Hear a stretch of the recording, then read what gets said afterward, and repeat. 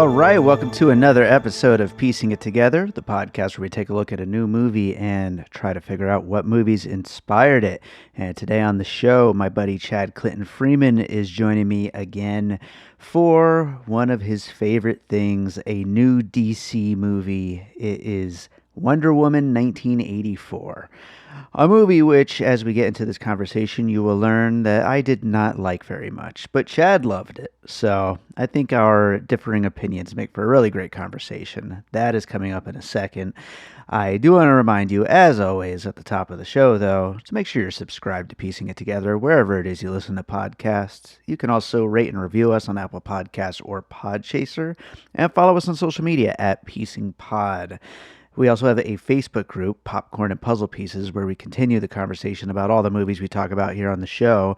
And as a matter of fact, like minutes after hitting stop on this recording, we found out that Wonder Woman 3 is being greenlit. So we already have a thread going on that, and I'm sure it's just a totally calm and not insane conversation going on at all. Anyway, going on to this episode, Wonder Woman 1984, like I said, Chad is joining me for it. He's joined me on all of the DC movies since we started this podcast. And so it's great to have him back. And yeah, so let's get into that conversation. All right, so joining me today for what is sure to be a contentious episode is our DC expert, Chad Clinton Freeman. Chad, how's it going? Hey, how's it going? It's going great for me. I'm excited for this. This will definitely be an interesting episode. It sure will. I just at the top of the episode for anyone listening who doesn't know, Chad loved this movie. I hated this movie. So that is going to be an interesting point of view to dive into this thing. I But think that's the first time for an episode that we've done where we've yeah, actually it's been. possible. Well, there definitely been other movies that have we've had that opinion on, but we've never done an episode in Right. regards to it. So Yeah, yeah, certainly I've been lukewarm on something you've loved or right, whatever, but not like this. right.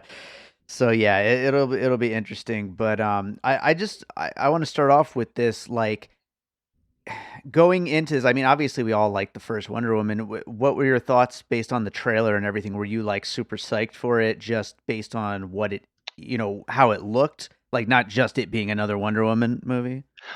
I actually the trailers after the first one I wasn't that excited really because Hmm. to me the trailers looked more like the feel of Wonder Woman and Justice League, which I knew it wasn't Mm. going to be, but that's what the action scenes that we saw, that's what it reminded me of. And I mean, I was definitely still excited for this film no matter what. And it was, my number one most anticipated movie of the year, just Mm. for the fact of being Wonder Woman and Patty Jenkins. I was definitely on board. I was disappointed the way it got released, but Sure. was happy to watch it on Christmas. So there's just a mix of feelings. So I didn't really know going in what my response would be. Sure, sure. Well, I'll just say real quick, and then we'll get into some pieces here. But I try to go into these things without any preconceived notions, and I did see the mix of reviews. I mean, they were from another triumph to totally disappointing follow up is what I was seeing in Right. headlines. I wasn't reading any Hmm. reviews. The one thing I did have in my head, though, which unfortunately I think kind of turned out to be true, was that there was like very little action in the movie, and that's one of my biggest disappointments with it. But we'll get into that and more stuff as we're going through pieces. So why don't we start diving into some puzzle pieces for Wonder Woman 1984? What do you got for your first one? All right. So I'm actually going to do a couple of different things. Usually I come with a billion movie pieces. Yeah. My first two pieces are actually not movies. I'm still in a playbook from you. Okay. But the first one is a TV show. So I feel that this is a huge one, though, a part of one of the reasons I think a lot of people don't like this movie, and they're turned away from it. But it's really one of those things that makes me really like it and enjoy the movie, I think, for what it was meant to do and what it was trying to do. And Quantum Leap is my first piece that I'm going to have here, because I think Okay. that the movie, um, I think one of the big things that the movie is trying to say is the message of seeing people for who they are, regardless of who it is you're seeing, if it's yourself or if it's another person. And that's something that in Quantum Leap, um, we as an audience member, we always saw the main character, no matter whose body he leaped into, and he went. He was a time traveler that would jump into somebody's body, and he would Mm, stay there until he fixed something about the history of that world, and then he would leap into another body. And mm, so we as the audience though saw him each time. We saw, I forget Steve. I can't think of his name, but anyway, we saw that that actor. We saw that character because that's who the person was, regardless of what body he was in. And the mm. only other people that really saw him that way, if I remember right, was children and animals. They would always see him, but everybody else saw, whoever's body he was in. And so I think with Wonder Woman, one of the important things is that for me, with the first one, and then also with this one, you got to remember that Wonder Woman is very much, she sees the world as a kid. She does. Right. She's very, very innocent. She is uh, like a pure person. And so, of course, when Chris Pine's character comes up, she doesn't, instantly she doesn't see Chris Pine. She sees that other person. But then once she realizes and has that moment of, oh, it's you, she sees the person, and then we as an Right. audience also see him. But at the same time, she sees instantly Barbara. She sees that character. Nobody else is able to see her basically as anybody worthy. She instantly is attracted to her, fond of her, thinks she's funny and smart. They have Mm, this relationship. And instantly when she meets Max, she instantly is just like, like we do as the audience, is like, this guy's a scumbag. And Barbara's like, I like him. And Barbara's not able to see him. So I just think that right. that's one of the really key things of this movie, though, is seeing people for who they are or seeing yourself for who you are. And that's one of the things that she has to go through, I feel, with this movie, is really seeing herself and seeing her own wants, and that's the lesson that she learns. But anyway, so Quantum Leap was like the big thing that jumped out at me. It was like, a big inspiration for this. That's interesting. I like that piece, and I like your explanation of it, and I think it's a really interesting theme that I wish the movie explored more thoroughly, or like, actually made it a specific point that I would have taken away from that. I like it more in your description than anything I'm seeing unfold on screen. And it makes sense though. I do wish, as far as like the Wonder Woman, having that kind of like childlike, personality, the naivete. I wish they continued that more in this movie than the first one. That's part of what made the first one so much fun, and in this one, it kind of loses some of that. And I know that that's supposed to still be there, but I'm not seeing it on the screen at all. And that kind of, I don't know if it has to do with the writing or her performance, but it doesn't feel like she's still that way in this movie. Well, see, I feel it's there. It's just it's more sophisticated. That's all. Mm, And so, because you've got the flop of her and Chris Pine's characters, where she's in his place and he's in hers, and so that may take away from seeing that overall. But I still feel that it's there. mhm. Okay. Well, I'm gonna go on to my first piece, And that is the first one that came to mind. Now, you've made a lot of jokes about this being the best direct-to-video movie you've seen. So I'm going to go with a movie that I first saw on video, and I'm pretty sure it was a direct-to-video at the time. It's the Wishmaster series, That was which on my is list too. Yep. is Yep. it? Yes.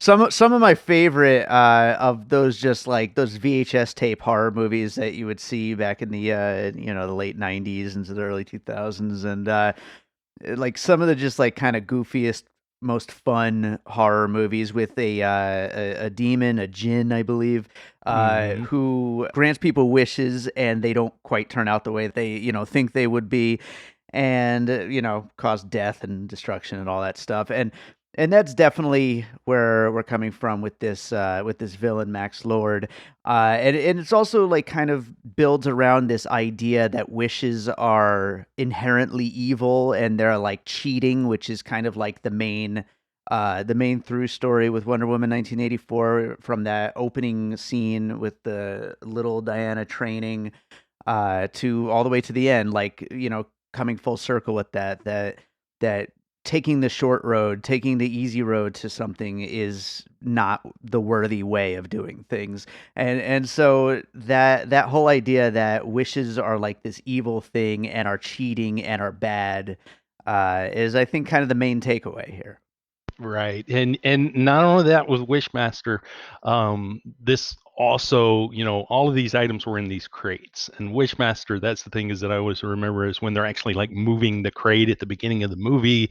Those old horror movies, it's always like that, or where it's like the items in a crate, and Some old the artifact yeah, at some these are all in yeah, these little crates, and yeah, definitely. And Wishmaster, I love the original. Of course, that was one that uh, Wes Craven executive produced, and of course, his name was slapped on it, made it look like he directed it. right, right. But no, yeah, Wishmaster is definitely a good one. Me and our mutual friend MC Random had a lot of under the influence nights watching those movies, little marathons. But Well, I'll say the sequels were pretty bad, but I do enjoy the first one. they have some good laughable parts. But yeah. All right, what do you got next? Well, okay, so I'll go ahead and I have a good one to go into that one that you just had. I was gonna go into another non-movie, but I'll do that. Come back to it. So I just go into this one because it plays off of Wishmaster. Because I was thinking along those lines. That was the first one I thought of too. And then I was trying Mhm. to think back of other ones that are kind of similar because that's something that it's been used tons and tons of times. Something involving wishes and be careful what you wish for. Yeah. And I mean, of course, you've got that kind of a thread through classic Christmas movies. Even it's Christmas time, so Home Alone, and even It's a Wonderful Life. But I was thinking of a really good one, and what I came up with was the old Disney movie I loved when I was a kid, 1981, Devil and Max Devlin, Bill Cosby. This was Okay. one of the edgy Disney movies. It was a bit of a Apparently. controversy when I was a kid, but basically, Elliot Gould, he's a scummy guy. I don't remember, some kind of business guy, and he dies. He goes to hell, and he makes a deal that if he goes back and brings three souls to the devil, that he can live out. He won't be dead at that point. He'll be able to live to throughout his whole natural life. Uh-huh. So he goes around and he finds people that are wanting something. They have a desire for something, and he basically, grants their wish, and in return, they're going to give up their soul. And one wants to be a singer, one wants to be like a BMX rider, and I think one of them like wants his mom and dad to get back together or something like that, or he wants a dad. Mhm. So anyway, of course, things don't go right, and he not only is he tricking these people, but he's being tricked as well because he was on the assumption that these people would also live out their natural lives, but they were actually going to be taken like as soon as they signed the deal. Right. And so he then has this moment of, oh, I can't do this. And of course, I don't remember the ending. I'm assuming that he ends up going to hell, but it's a Disney movie, so I doubt it. Somehow he probably gets to stay. But Uh-huh. anyway, that was the one that I came up with as far as a good one that involves the trickery and the wishing. The be careful what you wish for. There's always that trick to go along with it. So I'd like to use this puzzle piece, which I kind of barely remember this movie like existing. I don't know if I've ever actually seen it, but I want to use this to point out that this is definitely a trend in a lot of superhero movies nowadays. I mean, I was almost gonna bring up Amazing Spider-Man 2, just a bunch of bad villains, but uh, this whole thing with a bunch of villains, we haven't even really talked about Cheetah at all because and she should be the main villain, I feel like, in this movie, but for some reason we've got this whole Max Lord thing. Is Max Lord a major villain in Wonder Woman lore? Like, is there a He reason they went with this? Well, he is in DC in general. I mean, honestly, in comics and whatnot, Mhm. I'm not a big comic guy, so I couldn't tell you for sure. Mhm. If I'm not mistaken, Max Lord is one of the main guys on Supergirl, the series. So I Okay. mean, he's definitely one of the Lex Luthors of uh, you know, uh, DC. So Okay. yeah. All right. So Yeah, 'cause and it's an interesting character. he's very much a like Lex Luthor kind of guy, like a big, scummy businessman. But evidently in the comic books, he actually does have like superpowers. But Okay. he's more of like a you know telepathic powers. So he's definitely somebody that which I think is what makes a lot of the fans of actual DC comics and stuff kind of mad about this movie, is that he's kind of changed. So Right. Yeah, yeah, they just kind of take the character and use it for whatever story they want to right, tell. right, yeah. Yeah. But in that respect, I feel that you know if you remember, Wonder Woman had that Dr. Poison, and it's almost like this one kind of follows the same kind of thing. You actually had three villains, if you remember, in Wonder Woman. Right, right. The one who wasn't really the villain, but that became the villain, and that's kind of in a way that's kind of what Barber does. And then Dr. Poison was like the villain, and I know a lot of people were disappointed with her. So I mean, superhero movies, they just do that. They put in these extra side villains and things. Sure. But Yeah. I don't have a problem with it. I mean, um, not a complaint of mine. Yeah. All right. Well, I will go on to my next piece, which is one that goes right along with Wishmaster, and that is the Jim Carrey comedy Bruce Almighty, where Jim Carrey is given these powers by God to basically have like godlike power, and due to no self control, ends up spinning the world out of control by granting too many wishes and Mm, not really. Well, they're prayers in that movie, not wishes, but it's the same thing. right. And and the whole villain by way of no self-control, and it wasn't really his plan all along to kind of ruin the world, just to have power and money, and it just kind of goes out of control. So that's kind of the motivation of the villain here, is more so for that power and money. It's not so much to ruin the world, but then that's what he ends up doing. Right. Well, and I've never seen Bruce Almighty. I know, terrible. Just not a Well, big Jim Carrey spoiler guy. alert, but I'm sure you could have imagined things go wacky. So, Oh, yeah, I didn't see that coming. Uh, yeah. well, here's the thing. Speaking of Jim Carrey, though, and we were just talking about Cheetah. Jim Carrey, in one of the Batman movies, as Hmm. Riddler, um, that's what this villain to me, Cheetah, is a lot like is the Batman movies. So I Hmm. mean, not just Riddler, which that was Batman Forever. Also, a lot like Poison Ivy in Batman and Robin, or even Catwoman in Batman Returns.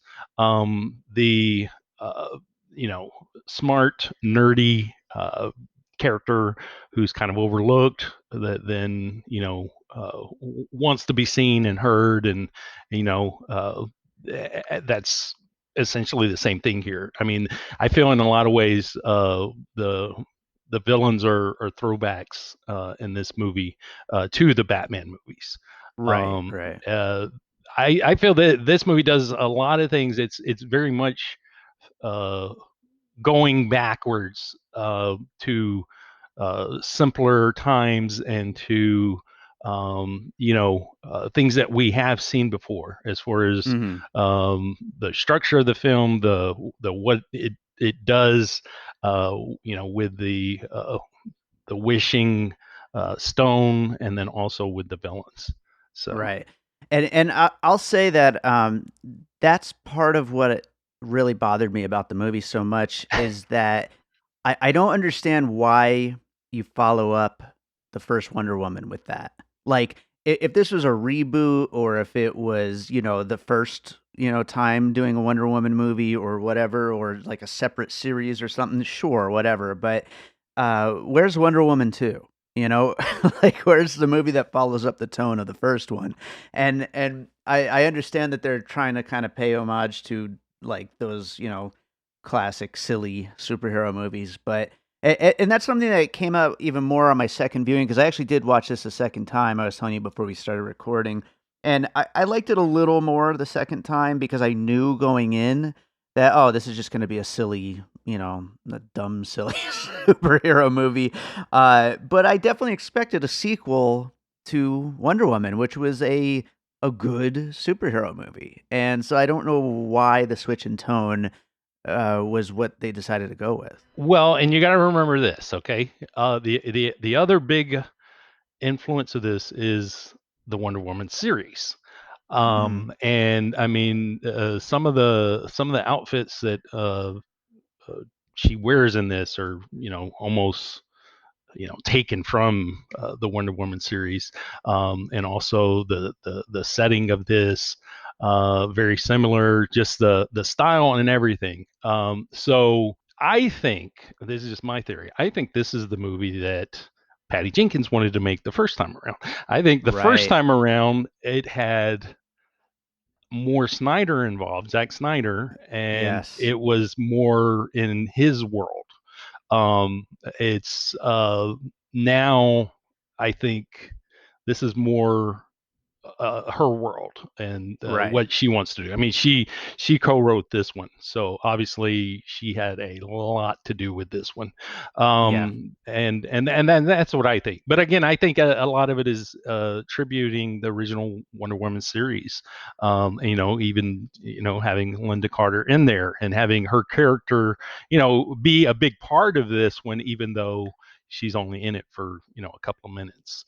Of Yeah. course, her character, I forget how you say it, Astera. It's something like that. Yeah. Yeah.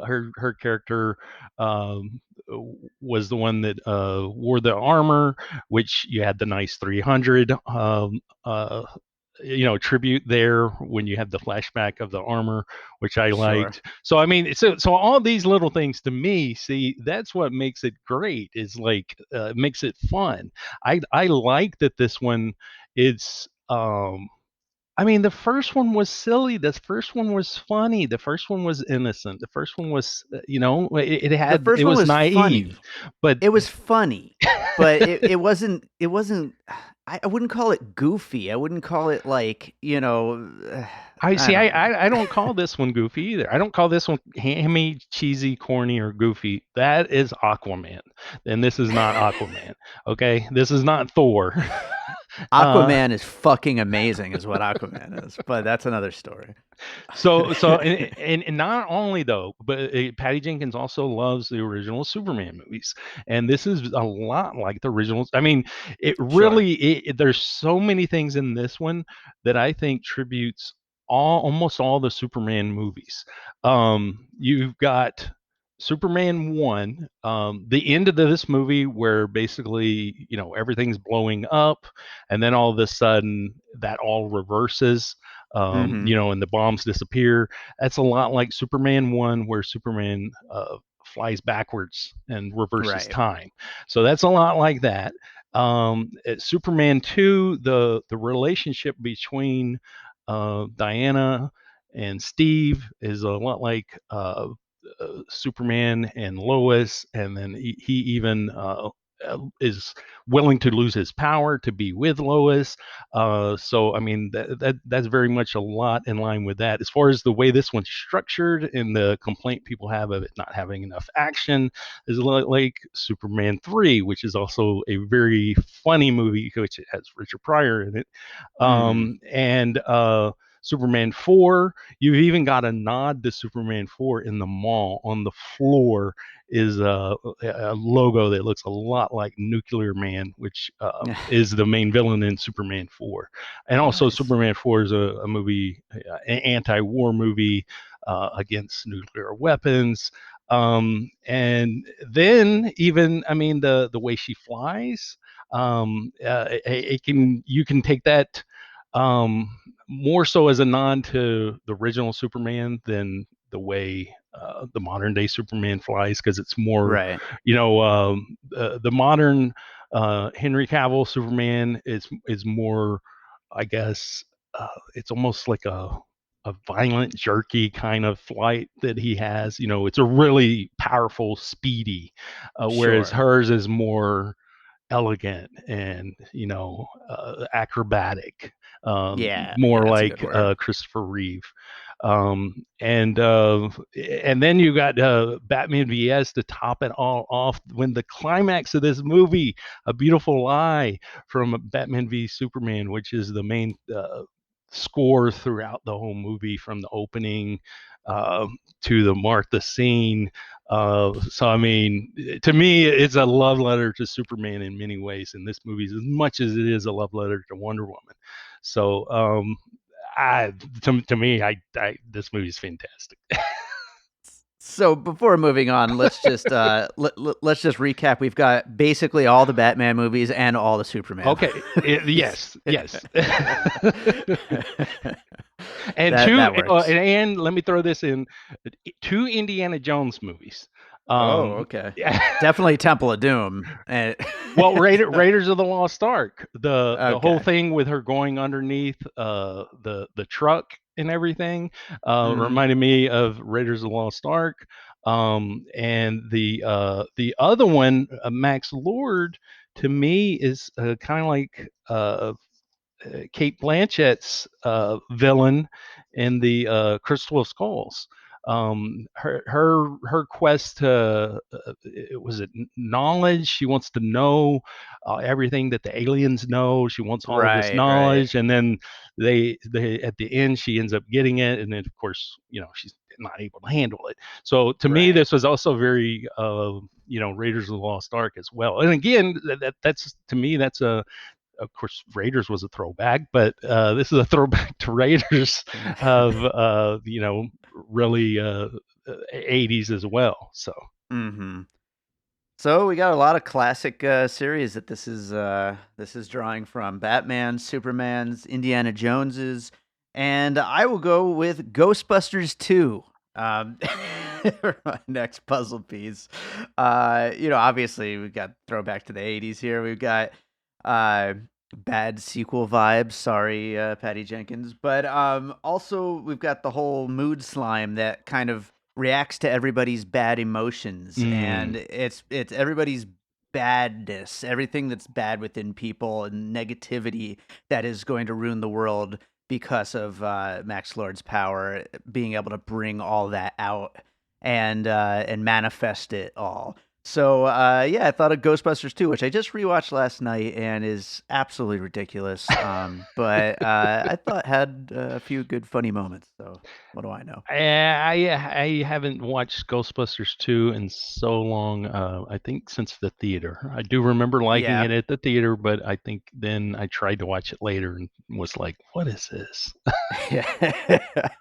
That's what most people say. Yeah, and I agree. It's certainly nothing compared to the first one, but I don't know. I think it has a few good jokes here and there.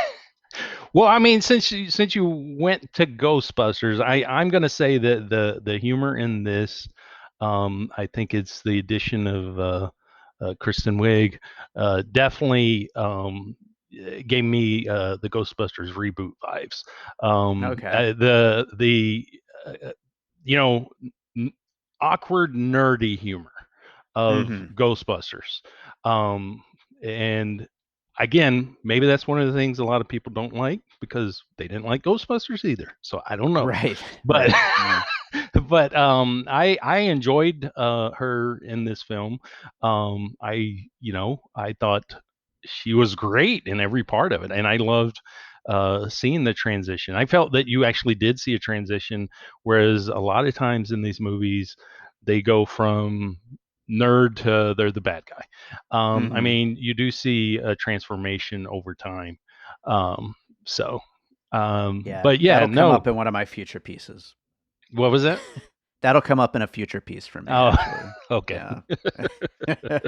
But yeah, no, I like Kristen Wiig, and I think I you know that I enjoyed that Ghostbusters Right. movie, and I think that she does a fine job here. But the like one of the big problems with the movie, I think, is that she's not given the opportunity to be funny at all in this. I think, like you said, she's awkward, sure, but just like being awkward and dropping her papers is not funny. Like, be like, you know, saying stuff to people who aren't listening isn't funny. Like, it's only funny knowing that it's Kristen Wiig, kind of like a personality based humor, but there's nothing actually funny happening. Like the Chris Pine character at least has a couple of funny moments that are like legit like jokes, Mm, and I wish they gave this character something more funny to do. mm.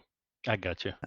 Well, That's and I don't know. also though, I think her character also gets to play again going back to the Superman movies, but she's kind of like Christopher Reeve's Clark Kent in a way. Sure. Um, and again, I see just lots of inspiration with the Superman movies. Mhm. And I don't know. I enjoyed her. I thought she was maybe not funny, but humorous. I guess. Yeah, I don't know. I I suppose. like the relationship of her and Diana. I don't Yeah. know. I know what you mean. I will say, one thing before I move on to my next piece, which, is actually my last piece, but, we're talking about all these '80s movies right now, the first Batman anyway, and then those old Supermans and the Mhm. Ghostbusters, and I might as well right now bring up my biggest problem with this movie, Chad. Okay. Okay. And I don't remember if we've talked about this yet on our popcorn and puzzle pieces or in private chat or anything like that, but, where the hell is the '80s music? If you're gonna set a movie in the '80s and you've got a Warner Brothers DC budget, why is there not one single '80s song in this movie?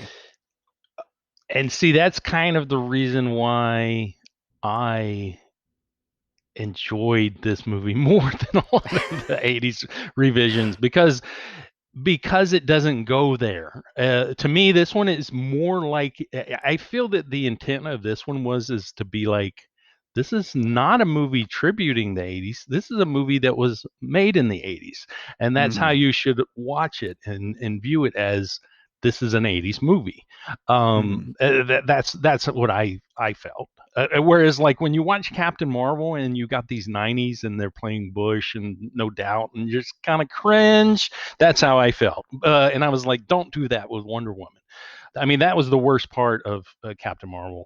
I'm Um, gonna battle you for a second here, Chad. Okay, because this is an opportunity to tie in something I've been wanting to do with this movie to the fact that Awesome Movie, or the other movie podcast that I produce, that is hosted by Josh Bell and Jason Harris, is currently in its 1984 season. And mhm. so let me tell you some movies from 1984 to demolish your point right there. Okay, um, Beverly Hills Cop, 16 Candles, Streets of Fire, Gremlins, The Karate Kid, Ghostbusters. These are movies filled with 80s music. You know, like I feel like 80s music is kind of a big thing when it comes to like these big blockbuster 80s movies. And so I don't know, it just needs 80s songs in it. Not Gremlins. Yeah, Name a song from Gremlins. maybe you're right on Gremlins. Although Gremlins does have a very synthy score though. So, You know,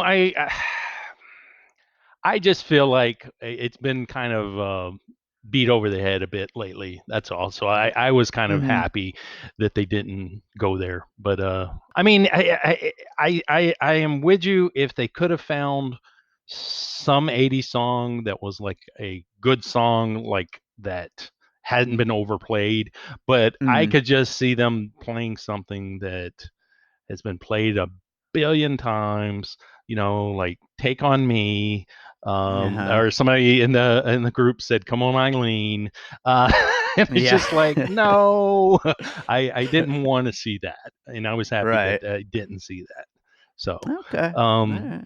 so yeah, but no, I'll you're accept it. right. I mean, 80s music is a big part of a lot of movies. I mean, Ghostbusters, obviously the Ghostbusters soundtrack, Mhm. and not just the Ghostbusters song. There's lots of other cool songs on there. If maybe could have written a specific '80s song, maybe that would have worked. But I don't know. Right. I was fine with it. I mean, did you want Huey Lewis on the soundtrack? Really? I mean, Yes. Yes, Chad, yes. 100. I would have raised it a whole star if it had Huey Lewis, but, um but see, and the thing is though, is that in because I was thinking Back to the Future, which the opening of this, when you got the kids shoplifting and they run out, and then she stops the car from hitting the lady and all of that. Mhm. That had a kind of Back to the Future vibe to me. Sure. And if it had it, would a Huey Lewis song done anything more to it? I don't know. Because that's what I think of when I think of Back to the Future. For whatever reason, I think of Huey Lewis. Yeah. Yeah, no, for sure, and by the way, I was, originally gonna include Back to the Future on my list, so I'm gonna throw it on here anyway, even though we're just kind of briefly mentioning it. Uh, but, yeah, I'll go into my last piece, and that is I was saying it has to do with the transformation of Kristen Wiig's character, Hmm. uh, but there's a trope that's been parodied to death, best parodied in Not Another Teen Movie, where the girl is not hot because she has her hair all messy and wears And wears glasses. glasses. Yeah. Yeah, and then she takes off the glasses and fixes her hair, and all of a sudden Right. she's hot. Yeah, which it's amazing that we're still doing this, Ah. especially after Not Another Teen Movie. So that's my final puzzle piece here. It, I really like. I know you said like her personality changes throughout, and I would agree with you. She definitely does have an arc there, but as far as looks are concerned, if we're to think that the beginning Kristen Wiig looks any different from Right. as she continues on, I mean, it's the exact same person. Well, and yes, and you're 100% right in that. But again, you got to remember Superman and even Supergirl the series, Sure. when they're wearing glasses. Hey, who is this nerd? Right. I think um, my problem is looking at it as a movie and not not as so something that is so part of a yeah, great tradition. so yeah, I mean, to me that kind of is a nod though to me, Superman and Supergirl. Sure. But yeah, no, I mean, I agree with that. It definitely is one of those silly things that's been done 100 times. Um, And I mean, I do. I mean, there is a difference, I think, between um, her just with her glasses and then the way she's carrying herself and the way she's dressed and her makeup when she Mm-hmm. is to that point to where she's like wearing the fuzzy outfit and she's walking down the street going to see the guy to that has the book.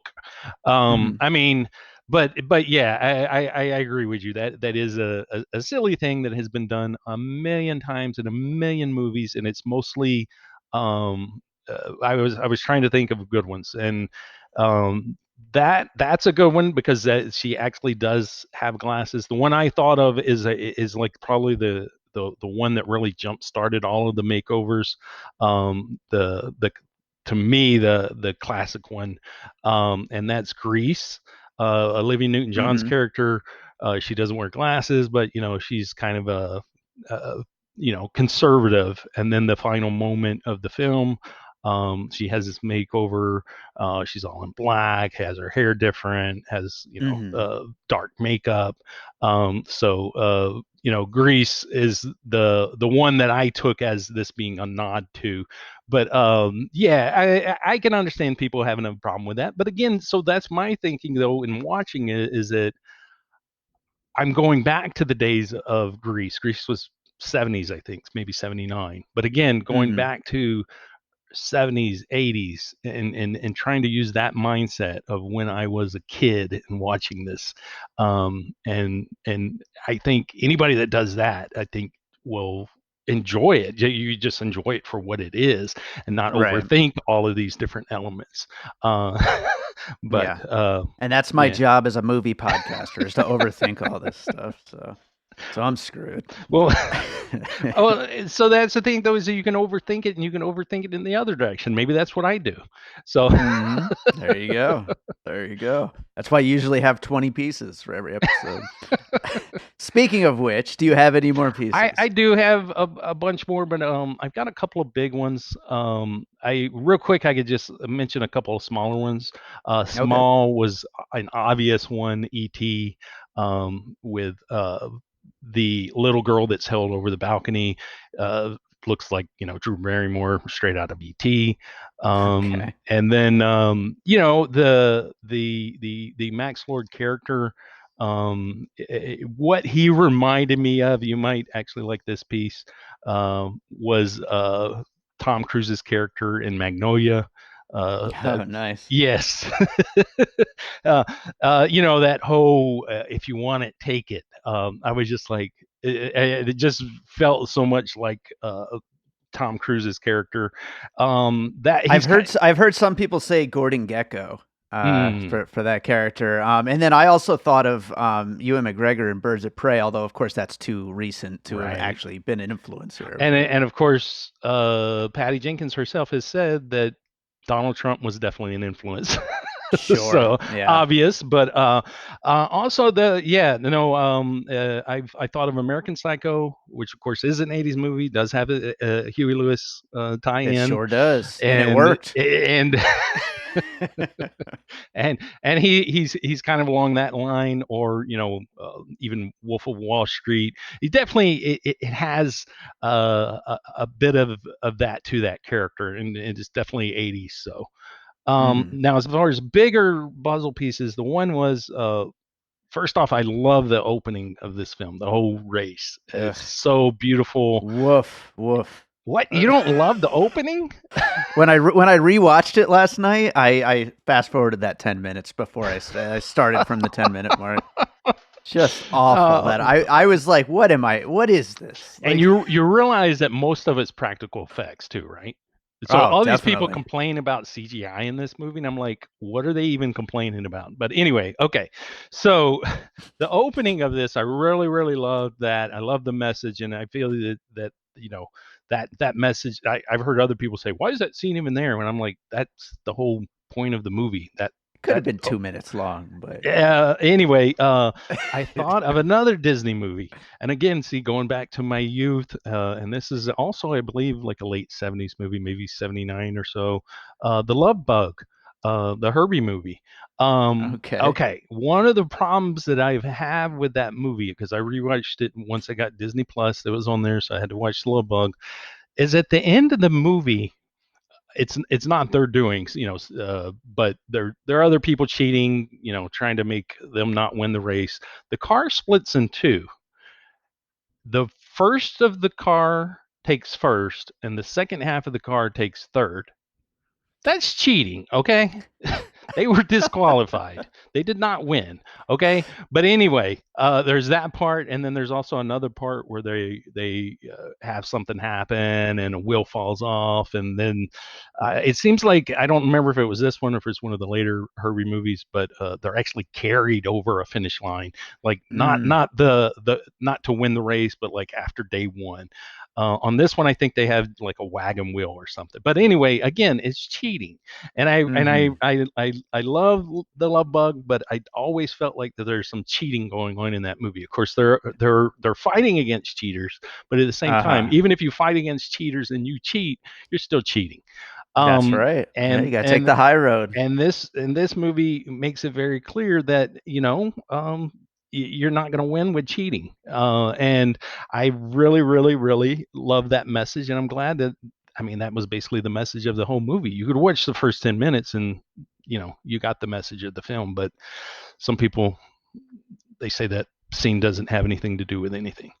But Well, it, anyway, it it it has something to do. It just could have been 2 minutes long. But let it's what's an your next one? amazing scene.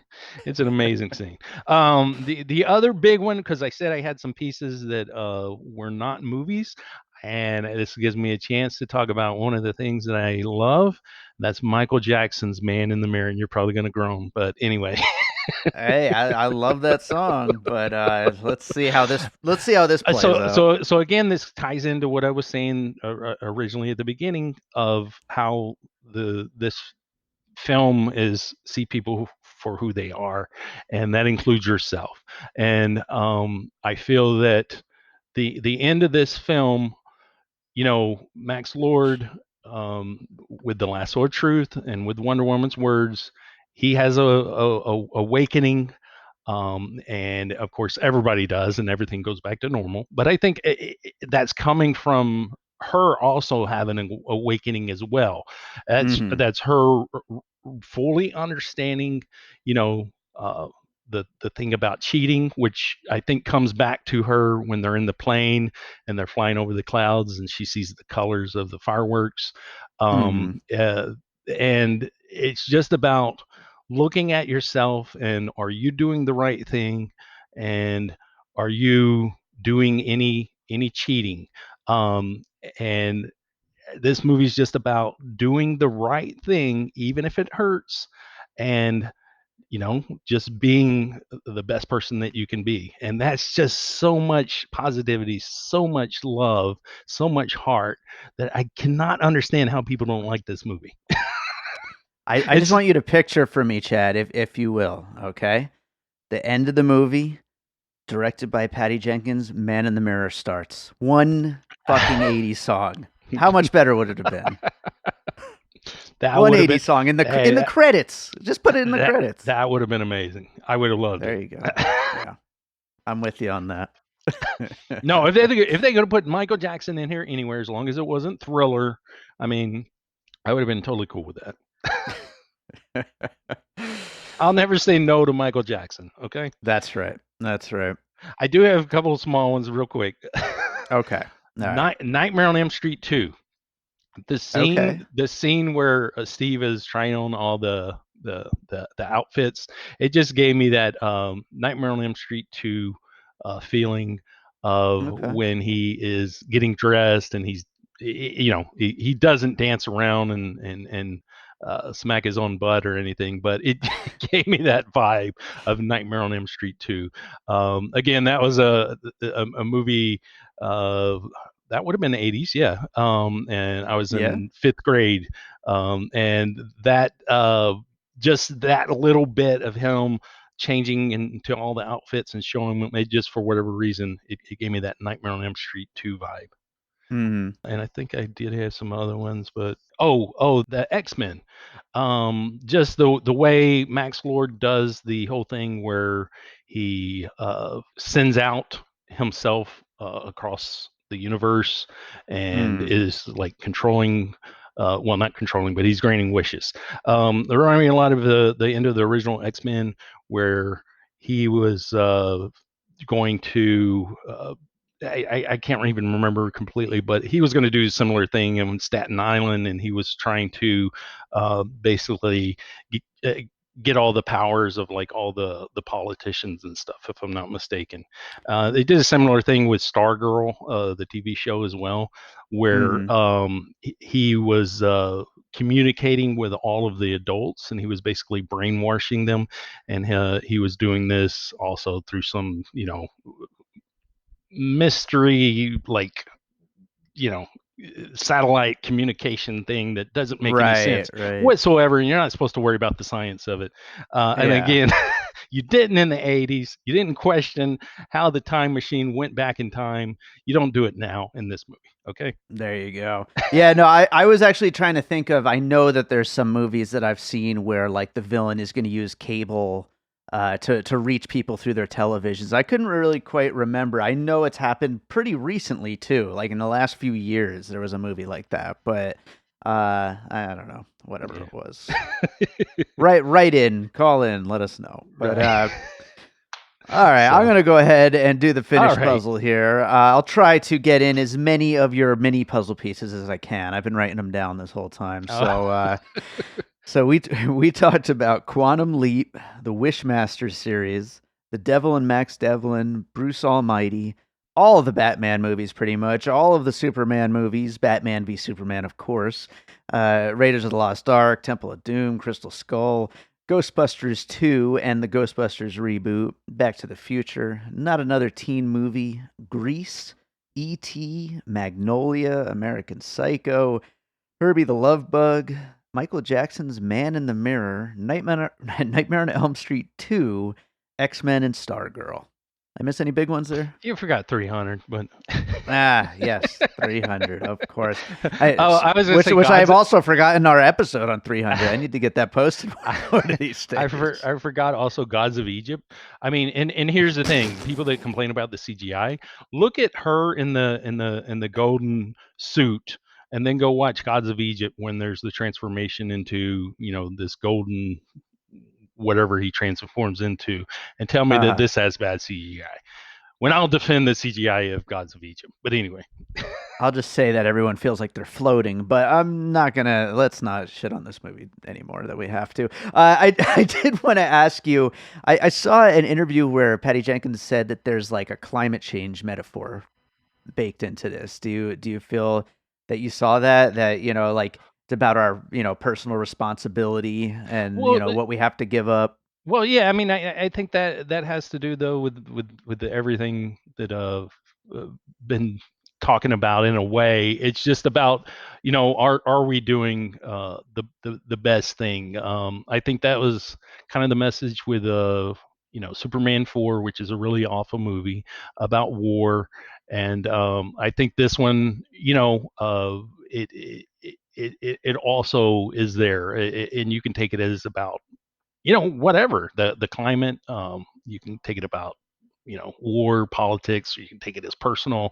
I mean, that's what I think, is that I think it's very, very broadly, uh, it's a very broad positive message that can be taken for whatever people are dealing with, or whatever people want it to say. Hmm. So I mean, I guess this movie's kind of biblical in that sense. Speaking of biblical, last thing I wanted to bring up. Uh, why did they have to bring Steve back in some guy's body? Like, why couldn't it have just been bring Steve back? Because that's it's a little creepy the more you think about it. How would you do that? How would you bring a dead person back? See, Magic superhero stuff. I don't know. I was totally against him being brought back. I thought that was stupid. I was like, how are Uh, they going to do this? And then for them to do it like in this quantum leap kind of way of, oh, he's in another person's body. I love that. I don't Mm-hmm. understand why people have a problem with that. Again, that was when I there was that article of somebody talking about how bad that was, and again, I'm just like, have you not watched TV shows and movies? I mean, I mean, Chad, what would you do if somebody brought some other soul back into your body and then you had to spend all that time with Gal Gadot? right? I mean, I don't understand the problem. Why? What's the problem there? Right. I mean, here's the spin-off movie. Where did he go? What was he doing? I Uh-huh. mean, maybe Okay. he's back with all the women on the island. I mean, oh yeah, he's in hell. I mean, you don't know where is he? What's going on? Maybe he's trapped in a Lifetime movie though, and there Oh maybe that's the God. problem. Poor guy. Poor guy. Oh well. So yeah. So if nobody's noticed, I do love this movie. I The one thing I will say, the weakest thing of the movie to me was the score, Mhm. and I did like some things about it, but I I like the fact that Beautiful Lie was in here, but evidently there was other music of Hans Zimmer from other movies, Yeah. and that just seems kind of a bit lazy. I do like the Yeah, it tweaked does. versions of the Wonder Woman theme, but that would be the my complaint of the film would be the score. Yeah. Yeah, I agree. And there's another one of my complaints with the film, but yeah, it definitely felt a little lazy. But yeah, I think I think talking about it with you and my rewatch last night, I realized I was a little hard on it when I first watched it. I mean, it was also the first like major superhero movie I've watched at home, and it definitely loses something not getting to see it in the theater, you know? Well, that's what I think. I think a lot of people that are not liking it, I think that they may like it more in future viewings. I think the theater experience is having a lot to do with it. Yeah. Um, I mean, the this has some amazing action scenes in it. I love the opening. I love the scene where it's her versus the trucks and tanks. Hmm. I'm blown away by that. And I even like the fight scene with her and Cheetah.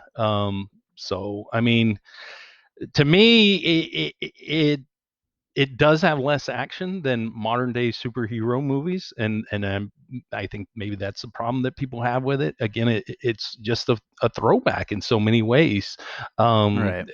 Go rewatch Superman 3 and then watch this. Uh, and then I mean, all of the older Superman movies, the action is not at all, you know, uh, in your face the whole time like the more recent movies. Yeah. Well, I am glad you like this, Jed, and I would like it if you would recommend another movie you watched recently that you also liked. You know what? I was trying to think of that because I've watched a lot of really good movies here lately. One that would go nice with this one, as far as theme wise, is the movie Beneath the Sea of Lights, which is on Showtime. It's about a guy that uh, he repairs billboards, and so he's always looking up at these billboards that are along the freeway of fancy cars and watches and suits and all this, and he's dirt poor, and he dreams of having these things, and then he meets a guy that's not really very good guy, not very honest, and he kind of leads him into a bad path of uh, stealing and taking whatever he wants, and of course he learns his lesson. But great movie. I don't know how to say that guy's name. um the Bakad. Barkhad Abdi. Yes, Yeah. yes, yes. Great. He's great in this movie. I Huh. was very happy to see him in a lead role like this, and where he really just got to shine. Wonderful movie. Has some good time vibes at times. Nightcrawler. So yeah, it's like a good drama with some thriller tinge to it. All right. Well, I'm going to try to squeeze this in before my end of the year list because, yeah, I hadn't even heard of it until you posted about it the other day. And it sounds good. Yeah, yeah, definitely. Well, right on, Chad. Thank you as always for being here. Anything you want to plug before we go? No, but I did want to say, is it not ironic though that this movie is about doing the right thing, the Wonder Woman movie, Mm. and my fear is that as soon as this hit HBO Max, that it was instantly going to be pirated all over the place by everybody, worse than any other movie ever. And it's a movie about doing the right thing. So anybody who pirates it and watches it, hopefully the lasso of truth gets to them, and they see the light, and they feel bad about pirating it, and they fill up an envelope with money and send it to I don't know who they could send it to, but anyway, that's my message. Don't pirate. Good message to go out on. I completely agree. Do not pirate. You goddamn lazy people.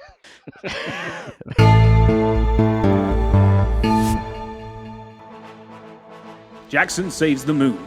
The incredible new children's book from Darren Garwood and illustrator Carl Osborne is now available at www.jacksonsuperhero.com, Amazon, Waterstones, and all other major book outlets. Join Jackson in a quest to bring back the moon's shine, meet aliens from another planet, and fly in a rocket ship across the galaxy. Jackson Saves the Moon. Other titles in the series include Jackson Saves an Owl and Jackson's Solution to Pollution. Live the adventure at www.jacksonsuperhero.com. All right, so I hope you enjoyed that conversation on Wonder Woman 1984 with Chad Clinton Freeman.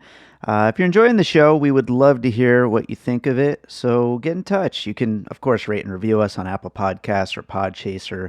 But you could also, get in touch with me on Twitter at PiecingPod, or join our Facebook group, Popcorn and Puzzle Pieces, or, our website, piecingpod.com. You could just contact me directly through there. I'd love to hear from you all. Do you have puzzle pieces that we missed out on? Do you want to maybe join me for a future episode? Get in touch. Also, don't forget, I didn't mention it at the top of the show, but we do have a Patreon, the Produced by David Rosen Patreon, where I post bonus content and advanced content from this podcast, as well as bonus content from Awesome Movie Year, another movie podcast that I produce, and stuff from my music career, my albums and film scoring and all that kind of stuff. So lots of great content over there on Produced by David Rosen. It's patreon.com/by David Rosen. So check that out if you enjoy the show and want to throw a little support our way. But of course, you could also just share the show, and that is the most amazing support in the world. So this is the last regular episode of Piecing It Together for the year. We'll have our top 10 list episode coming up next, but just want to say thank you to everybody out there listening for making this an amazing year. 2020 has been a weird year, but as far as this podcast is concerned, it has just grown and grown, and so many new people out there listening, and I really do appreciate it. So I just wanted to say that. And now let's close this thing out with a piece of music like I always do. 2020 was also a year that I released a new album, actually two new albums. The compilation album Beater, which is a whole bunch of music from films I've composed, but a new regular album as well, full-length album of all new music. It's called David Rosen. It's just a self-titled album, even though it's my sixth release. But I'm going to play a piece from David Rosen, which is available now, of course, on iTunes and Amazon and Bandcamp, and for streaming on Spotify and Apple Music and all that stuff. This is a track called Wonder. That seems like a good fit for Wonder Woman, right?